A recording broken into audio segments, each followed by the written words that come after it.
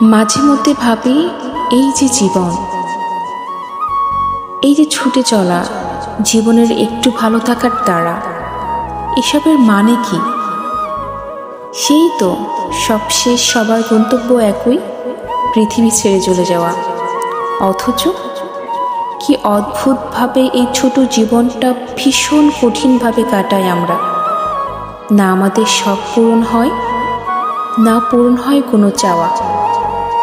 এই জীবনের আগাগোড়া জুড়ে থাকে শুধুই অপ্রাপ্তি, আর এই অপ্রাপ্তি বুকে নিয়েই আমরা চলে যাই দুনিয়া ছেড়ে। শুধু চলে যাওয়ার আগে রেখে যাই কিছু না পাওয়ার আক্ষেপের স্মৃতি।